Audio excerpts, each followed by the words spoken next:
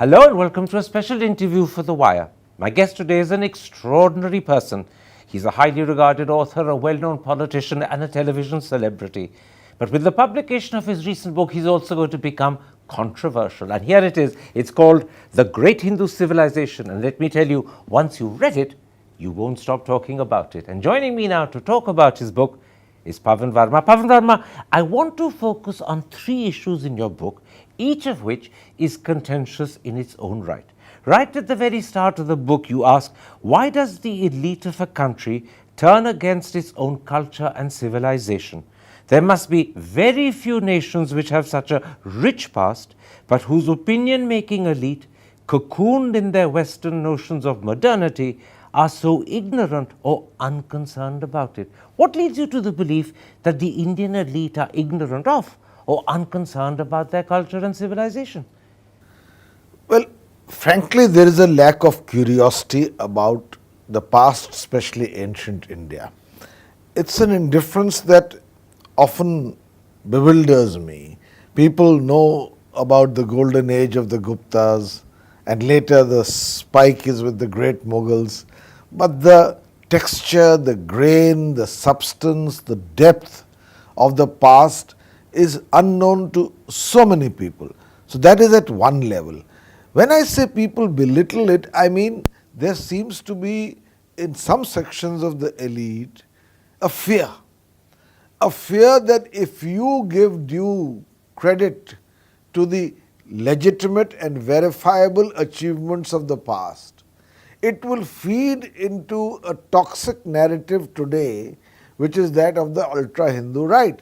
Therefore, I say these are two separate things. Let's take them one by one. I'll come to what you call the belittling in a moment's time, but let me first question the point you make about people simply not knowing about their great past. Now, I don't know what you mean by elite, but let me tell you, the vast majority of Oxbridge graduates are only vaguely familiar with Shakespeare, ignorant of Chaucer. They don't know the significance of the War of the Roses. They've never heard of John Colvin, and they simply don't know what is the doctrine of predestination. Why should the Indian elite be any different?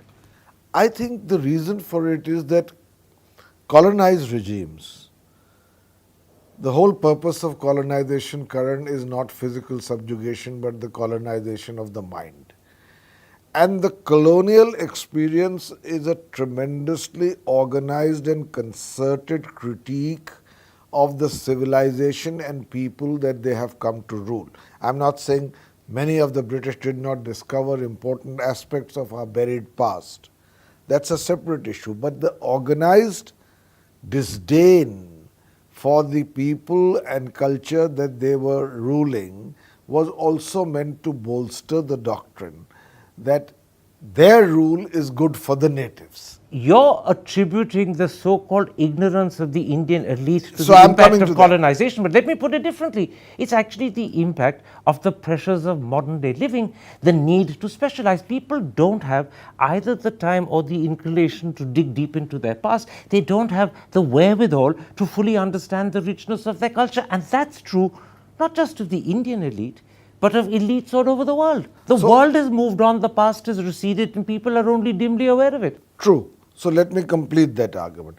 I think there's a little more onus than the examples you gave from Europe and Britain about the elite being just vaguely aware of their rich past.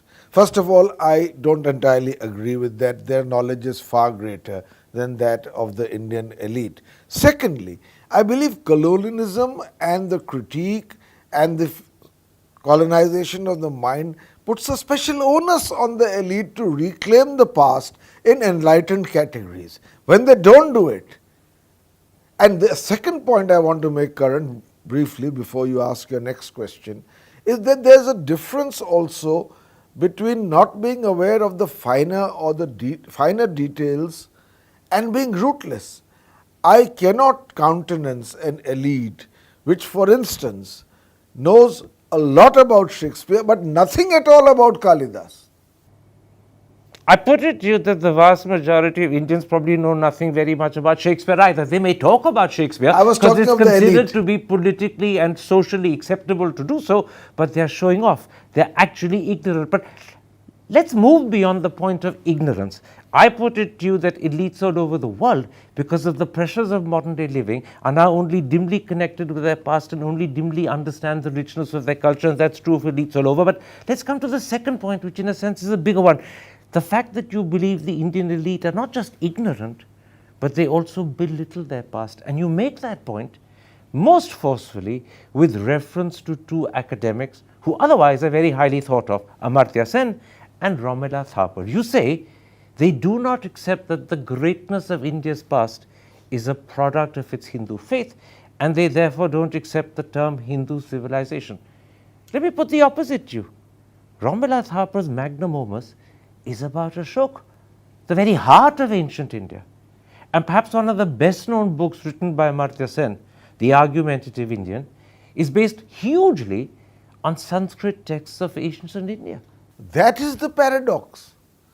They are extremely knowledgeable, but perhaps in a well-intentioned manner, they fear that giving credit to Hindu civilization as it existed in the past by verifiable yardsticks would feed into the glorification of Hinduism, which seems to be attempted by the ultra-Hindu right in the current context. I am trying to put to you that they are two separate things. We need to fight extremisms of all kind today, including that of the ultra-Hindu right, and if you give me time later, I'll explain why that is essential.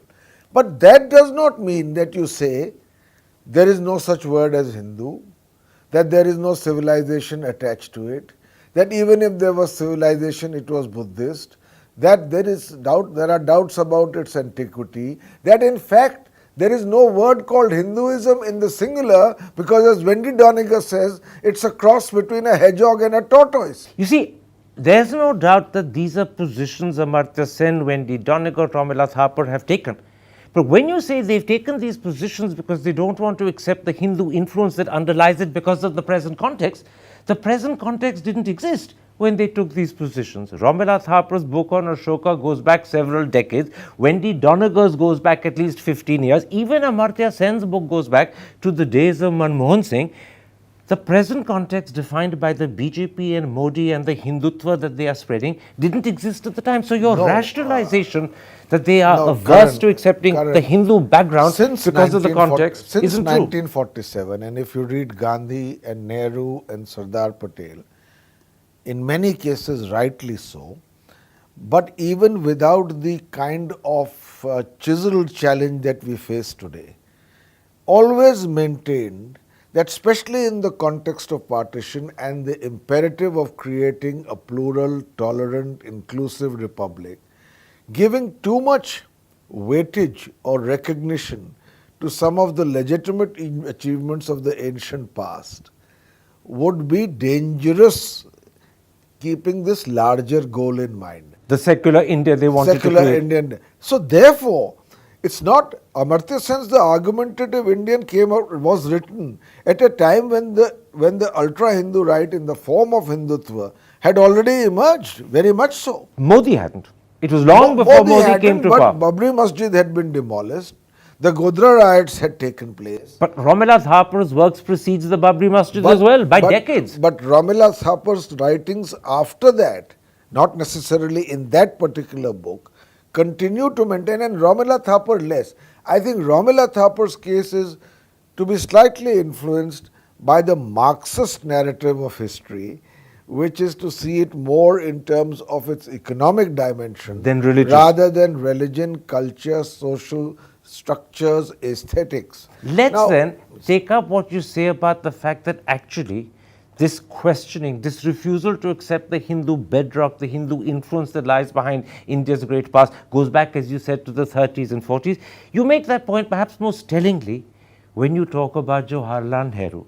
This is what you write about Nehru. Nehru's view of India's past was of dismissal and impatience, an impediment to India's push for progress and modernity. You say he showed a deliberate disdain of Indian culture and specifically Hindu civilization. But the truth is, of all our prime ministers, by leaps and bounds, he was the only one who actually understood its history and culture. He wrote extensively about it in Discovery of India, and glimpses of history. And yet you say he's a man who's dismissive of the past and views it with disdain? So I say to you, I'm a great admirer of Nehru. In my study, where I sit, the portraits behind are that of Mahatma Gandhi and Nehru.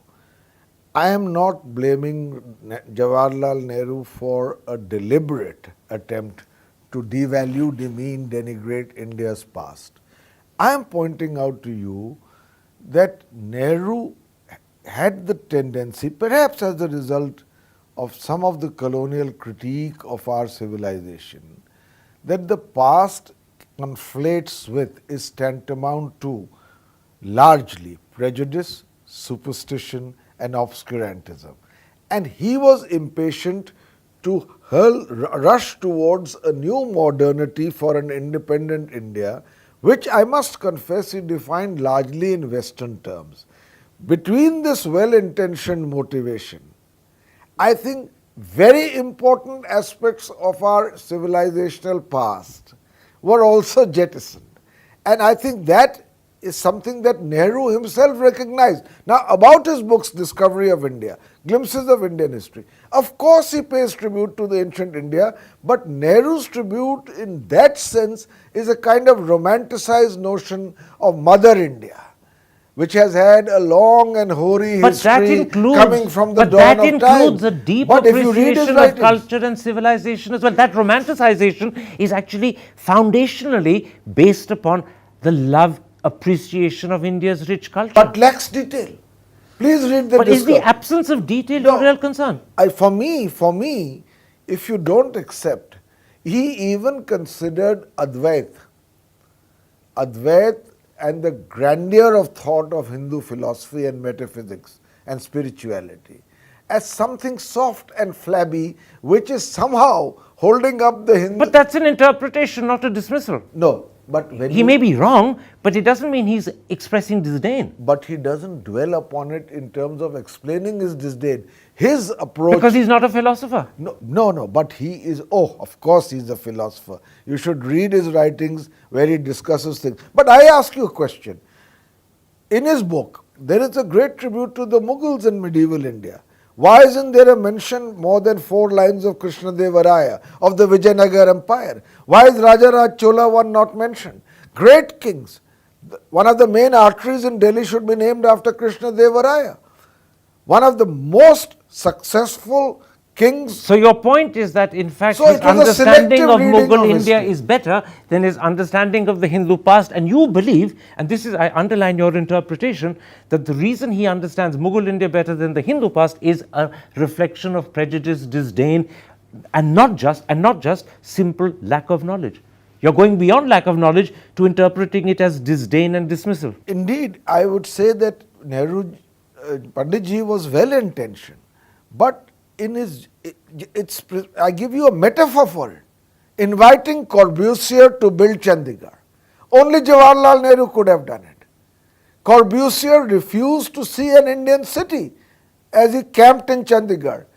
He took a twig on wet ground and drew the contours of a city for a civilization that goes back. So once again, the choice of Corbusier, a man of mixed Swiss-French origin, is to you symbolic, if not proof, that Nehru was deracinated? You'd go as far as that? No, I wouldn't say that.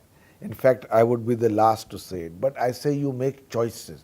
Corbusier and his was choices at the were cutting edge of what was perceived to be changes in Western architecture even abroad. But not necessarily connected to India, and that's the point you're making. He was a failed architect. Now you invite him and you make speeches to say that, and this is an important speech that Panditji makes in Chandigarh, when he's inviting Corbusier. He says, we need to get rid of the dead wood of the past. Well, hang on a second, that's very interesting. That is not a speech, that is a quotation from Discovery of India. And as I read your book, yes, I said to myself that there are 2 sentences from Discovery of India that perhaps provide the basis of your critique, and I'm going to read them for the audience. India must break with much of her past and not allow it to dominate the present. And the second one is, our lives are encumbered with the dead wood of the past, all that is dead and has served its purpose must go. But I put it to you, that is not Nehru talking about India's culture and civilization. That is Nehru talking about caste, about deadening ritual, about outdated custom and tradition.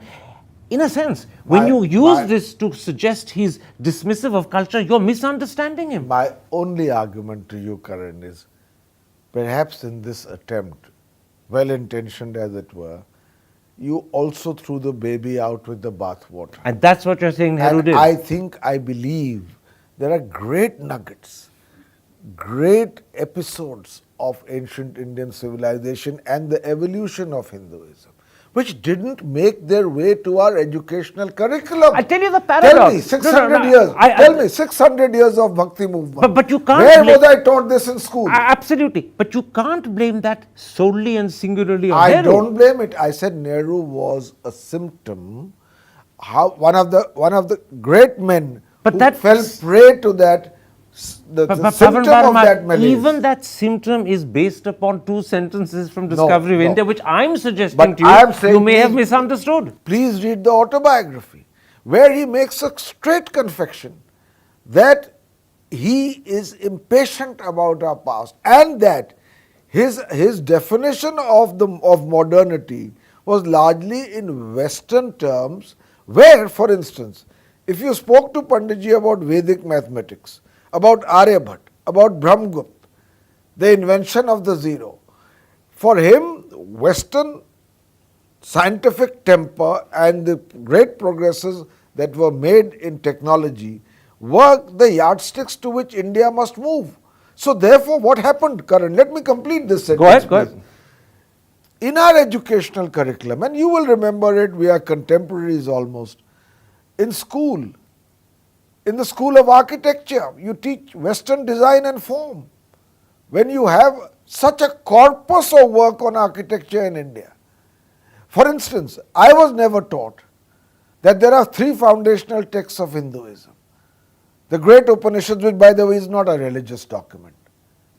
It's not about God, it's about the search for what could be the ultimate truth. The Bhagavad Gita. But we moved now across subjects. The point sorry. you're making is a good one, but in attributing it singularly, either to Nehru or to Amartya Sen or to Romila Thapar, you run into what I would say contentious interpretations. Sir, let me correct the notion. I don't attribute it singly to Nehru.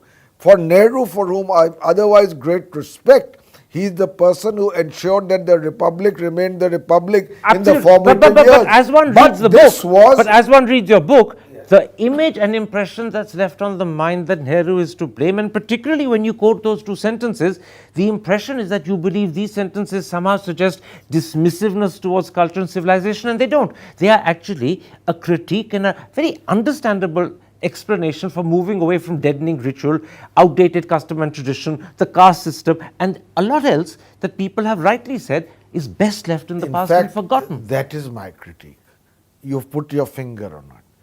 To conflate our great past and some of its very rich with its worst and not its best. With these things only is a degree of selectivity which I believe is unwarranted. Okay.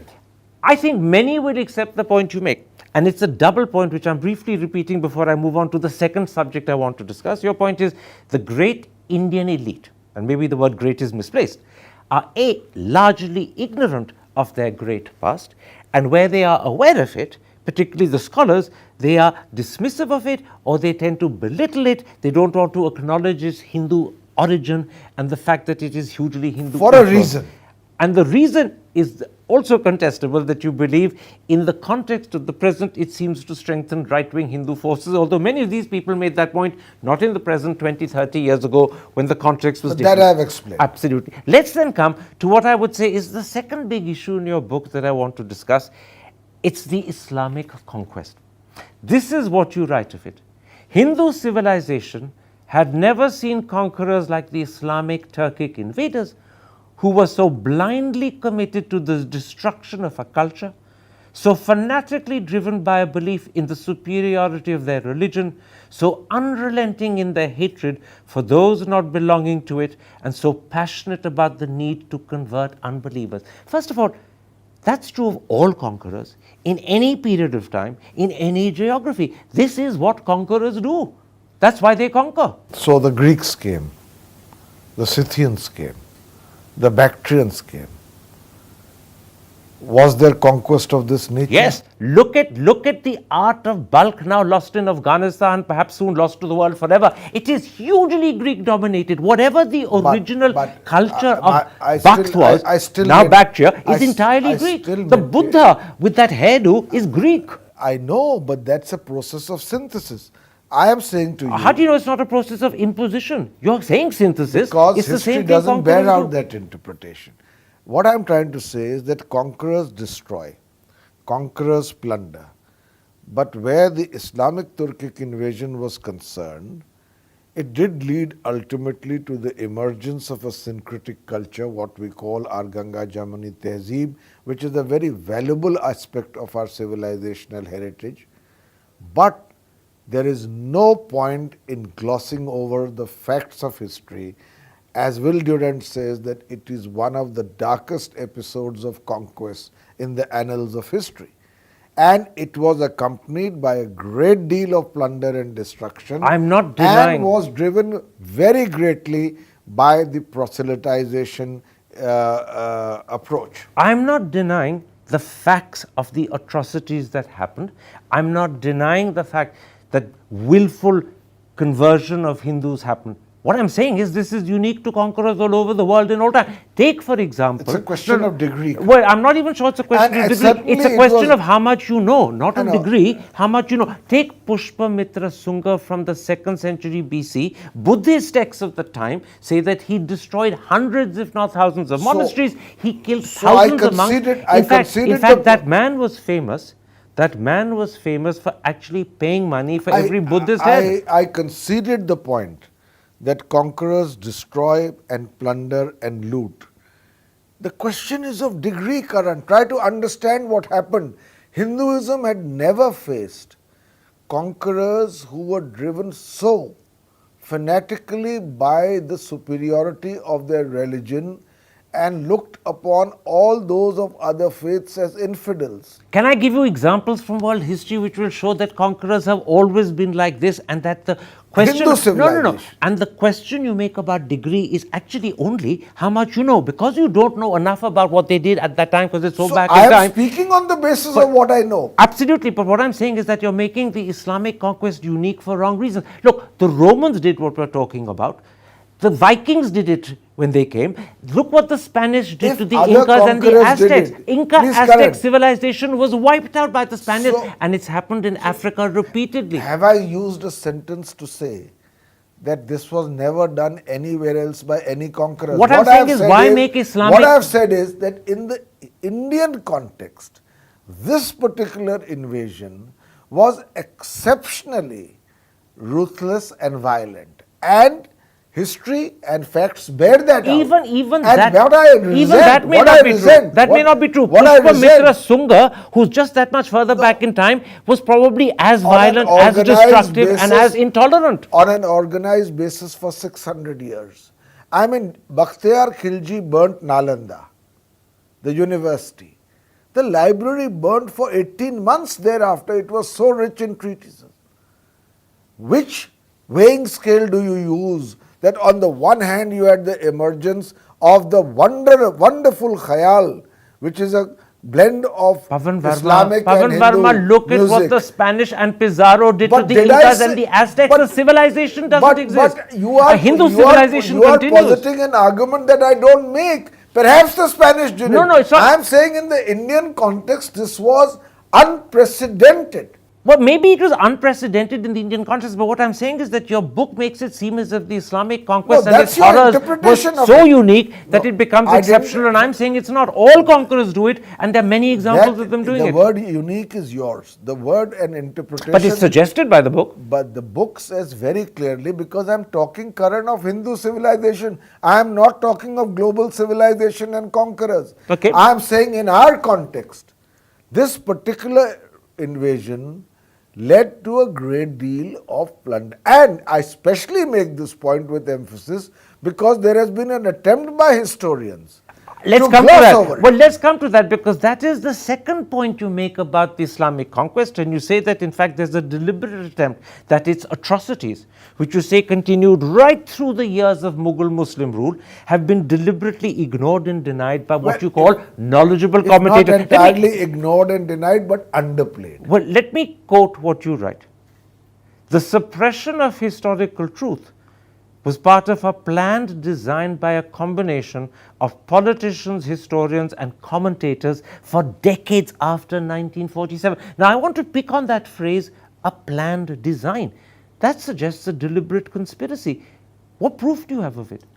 It's an interpretation made by an author because it's motivated by precisely the same reasons as by which you underplay or devalue the entire Hindu civilization, which is, and you can understand the dilemma, Karan. Please allow me to finish my sentence.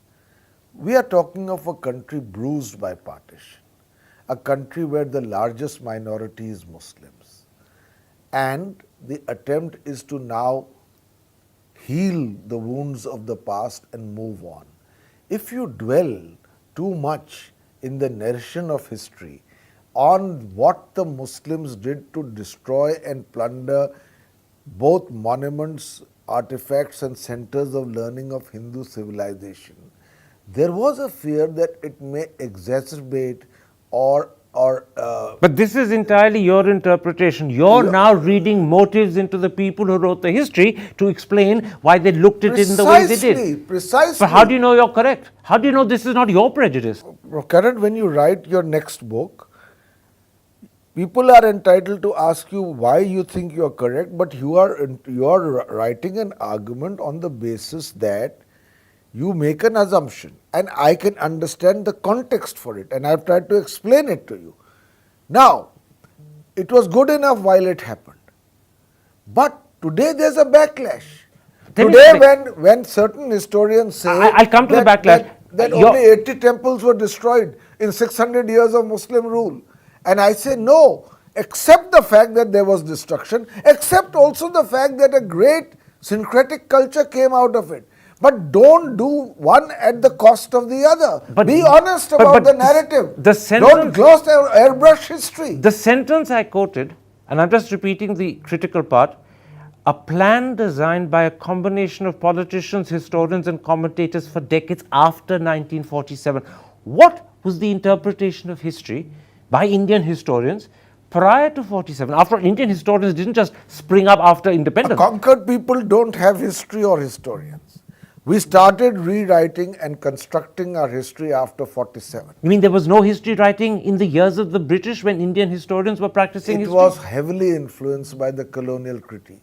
Heavily influenced. So first, pre-47, it was a British interpretation of Indian history. Indeed. Post-47, it was this left-wing, oriented interpretation. At least as far as the Islamic conquest was concerned, there was an attempt to underplay, gloss over, or airbrush the facts of history of the level of destruction that happened in the wake of the Islamic Turkic invasion. And I say well and good for good reasons, but untruthful, and misleading. That's the point you're making. And so what you're doing by terming it untruthful and misleading is you're also, this is my word not yours, dismissing a whole generation of Indian historians, some of whom, and I'm deliberately not taking names to make it personal, but some of whom are considered very distinguished. Karan, I sometimes disagree with your choice of words. I'm not dismissing, I'm interrogating. And you must, in any evolving dialogue, interrogate, question, ask, push the horizon. I am not taking a black pen and dismissing. You're right to interrogate. I respect many aspects of their scholarship. You're right to interrogate. I totally endorse, because that's what I'm doing in this interview to you. Right? I totally endorse your right to interrogate. Let's then come to what I think is the third big issue which I want to discuss with you. And this time, it's not so much about India's past, it's about the present. And it's specifically to do with the impact, or what you believe is the impact, of the BJP and RSS's Hindutva. This is what you write. It has given the leadership of the great Hindu civilization to the rabble and unleashed the forces that in their misplaced evangelism are trampling with impunity upon the delicate and refined tapestry and enormous wisdoms of the very faith and civilization such forces claim to defend.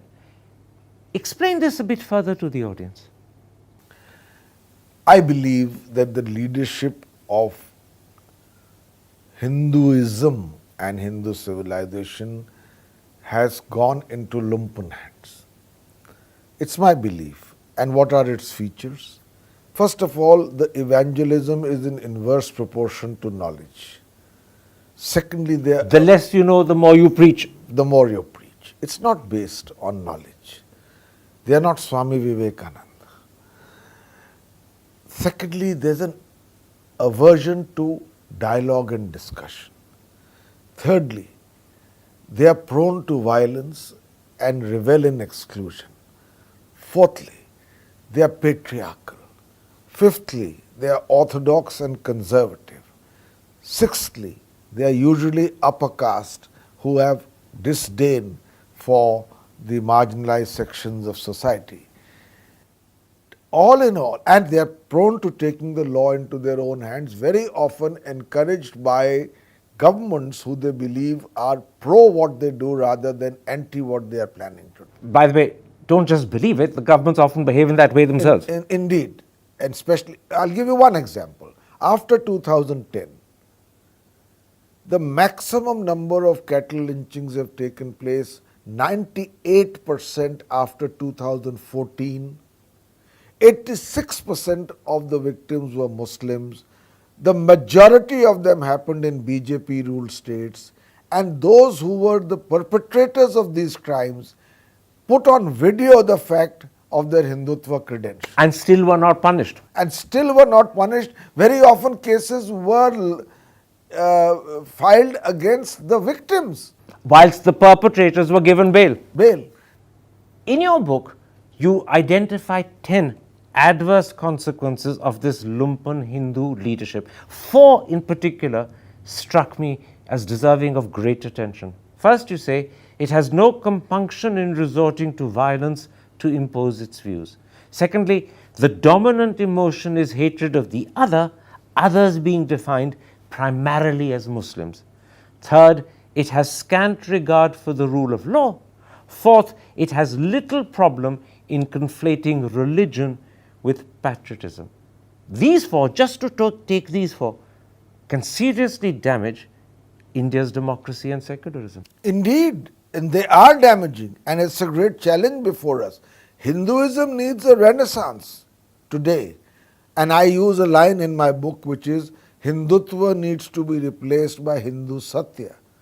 We need social reform in terms of the inequalities of the caste system and the oppression, discrimination and exploitation that it nurtures. We need gender equality. Now these are the waiting revolutions for Hinduism to become in real terms great with a capital G, which is today. But these aren't needs. recognized by the lumpen leadership. But I say they don't recognize it. They don't know the Mahavakya of the past. Ekam Satya Vipraha Bahuda Vadanti. The truth is one, wise people call it by different names. They don't know the courage behind a statement of our ancient past, which is again one of the Mahavakyas. Ano Bhadra Kratavo Yantu Vishvata. Let good thoughts flow to me from all directions. They don't have the audacity of thought of some of our great sages of the past who said, Udar Charitanam Vasudev Kutumbakam. For the big-hearted, the entire world is a family. They are exclusionist based on minimal knowledge of Hindu civilization.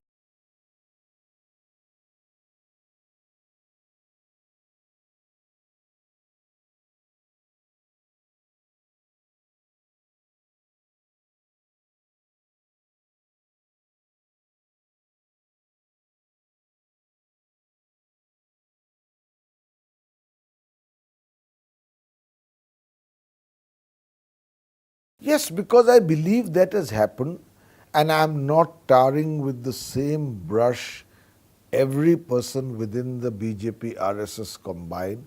You have an Atal Bihari Vajpayee also who, although he was a product of the RSS, was, in my view, essentially of a more inclusive nature.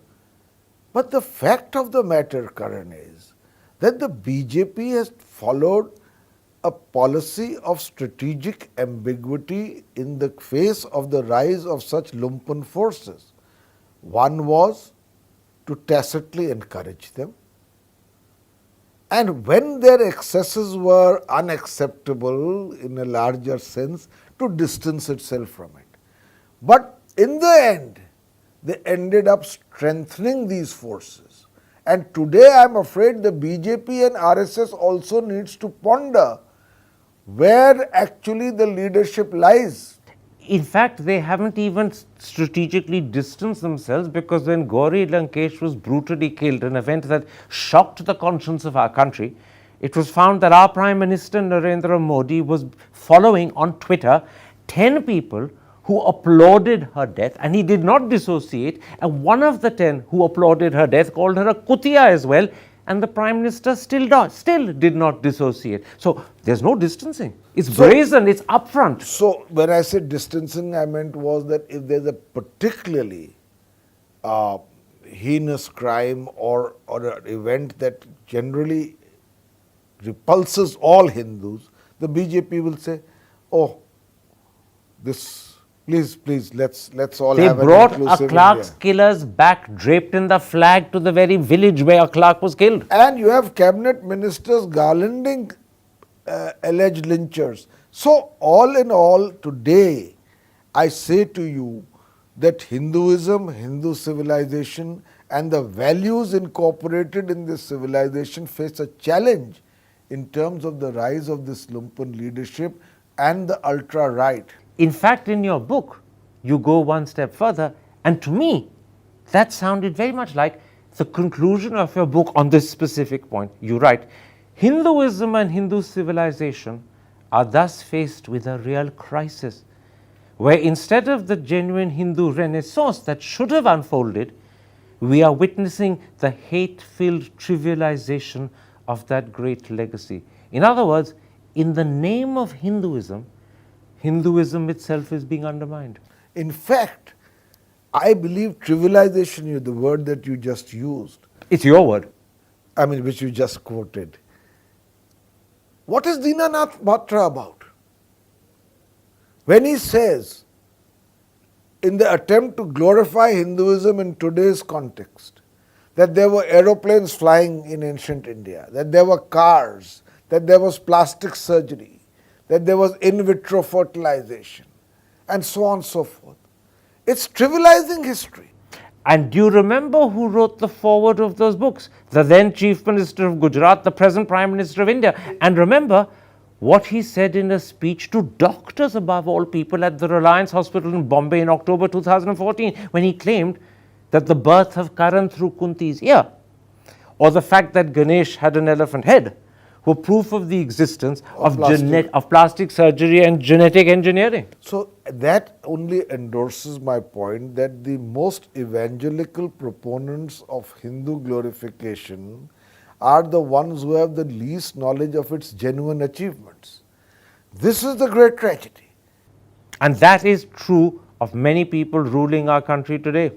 Well, that could well be. And in that case, how do we, Karan? How do we resurrect a civilization again? Either we have the rock of over-glorification, which Dinanath Batra represents, or you have the rock of conflating civilization with political triumphalism, which leads to xenophobia and chauvinism. So, Hinduism has an inherent balance to it, a sagacity to it, a sanity to it, notwithstanding that those are some of its serious blemishes. And that means tell the truth and stick by the truth, but don't deny it, accept it, whatever it is. Indeed. And that also means something else.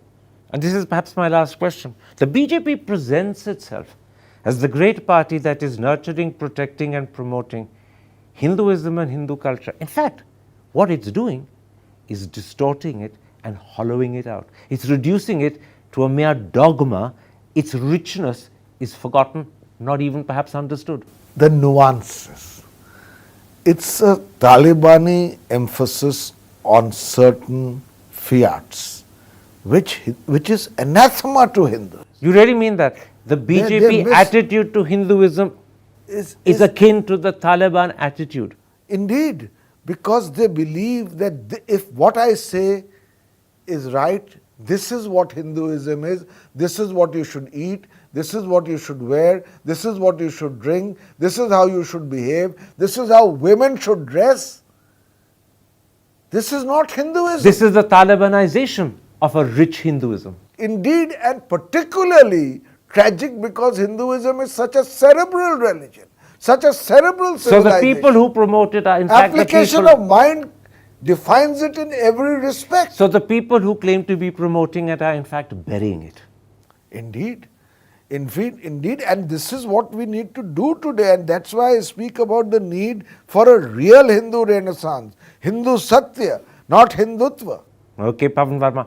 At that point, thank you very much for this interview. Thank you very much for discussing in such detail what I call 3 issues that I believe will not only attract attention, make people sit up and think, but also debate. It will make you controversial, but to many others it will also open up their eyes to something they haven't accepted. And yes, you're very right when you say large sections of the elite, and I'll start with me, are nowhere near as knowledgeable of our great past as we ought to be. And that is something shameful.